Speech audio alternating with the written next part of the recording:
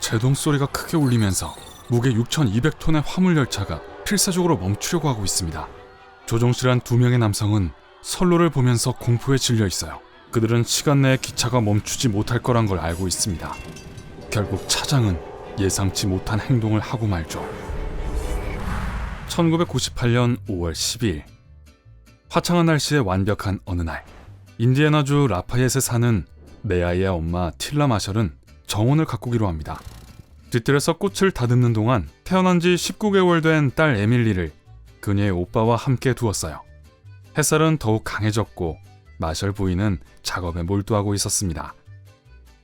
한편 로버트 무어와 로드 린드리는 인디애나주의 평지를 천천히 달리는 기차 안에 앉아 있었습니다. 기차의 차장인 무어와 기술자인 린드리는 오랫동안 함께 일하는 동료였어요.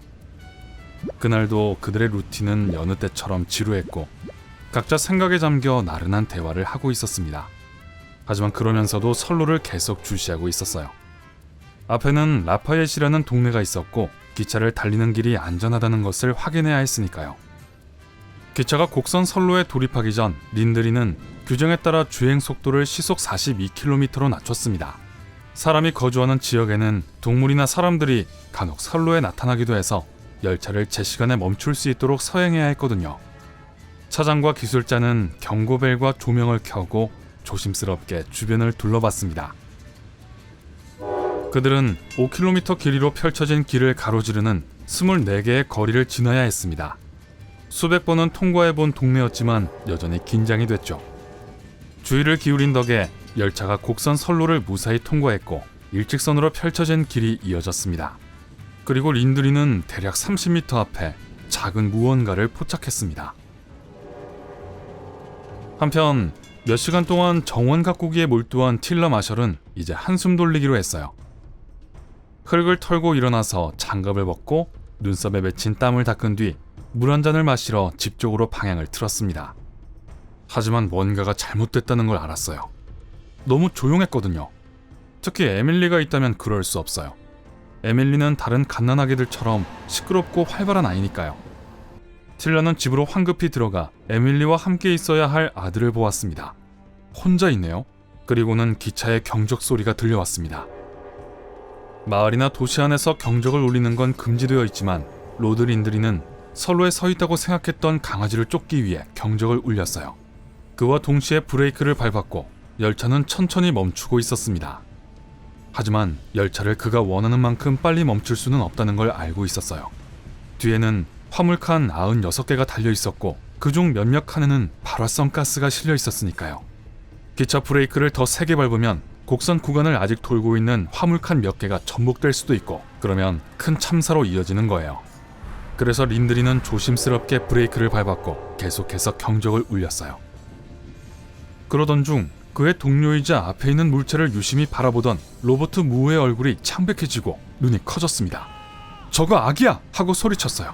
선로에 있는 실루엣이 고개를 돌려 열차를 쳐다봤을 때 그 둘은 그 실루엣이 통통한 제발로 혼자 서지도 못하는 2살도 안 된 아기라는 걸 깨달았어요.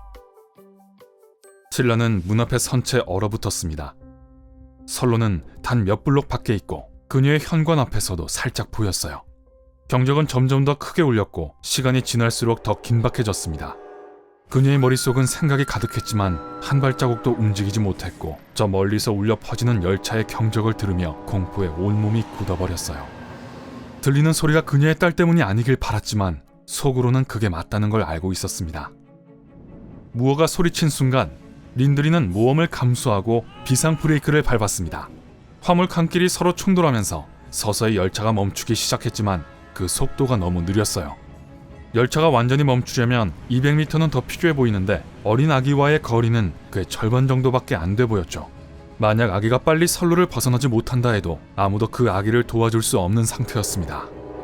기차가 점점 아기와 가까워지는데 아기가 전혀 움직일 기미를 보이지 않자 무어는 열차의 왼쪽 문을 열고 난간으로 나와 반대편으로 가로지른 후 열차 오른쪽 바퀴 쟁기 뒤에 섰습니다.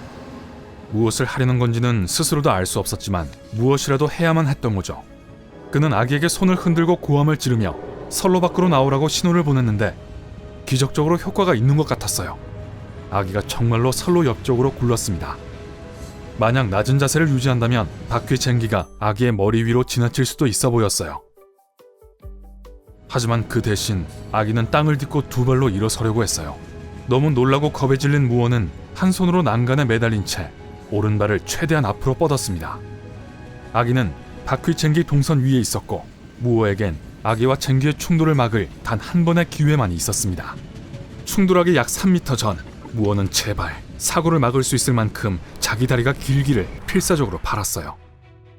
기적이었습니다. 무어는 손발을 딛고 일어서려던 아기의 등을 발로 신속하고 강하게 차서 옆쪽으로 내보냈어요.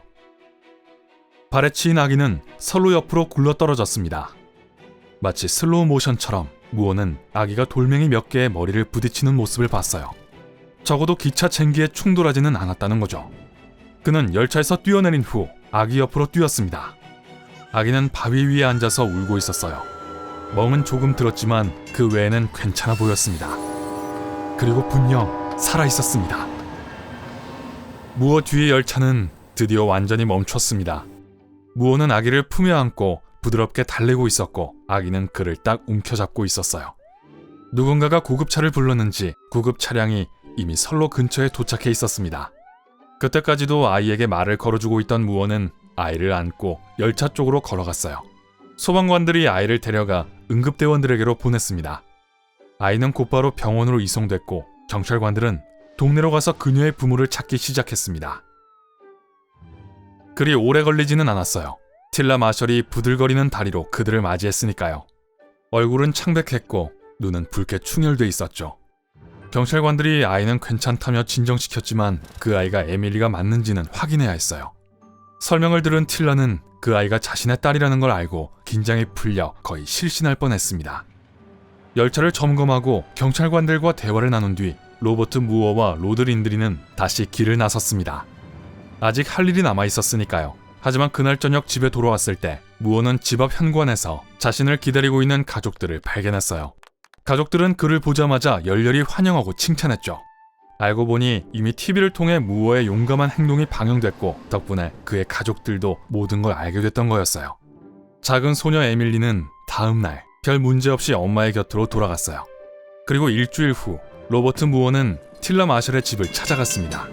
사실 일이 일어났을 당시에 무어는 틸라가 무책임하다고 생각해서 화가 났었지만 부모의 입장에서 어린 아기를 키우는 것이 얼마나 어려운 일인지 기억해냈어요. 누가 찾아왔는지 알게 된 틸라 마셜은 그에게 따뜻하고 진심이 담긴 포옹을 하며 고마움을 표했습니다.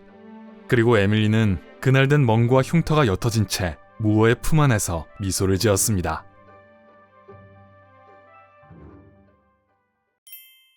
오늘 새로운 것을 배웠다면 이 영상에 좋아요를 주고 친구와 공유하세요.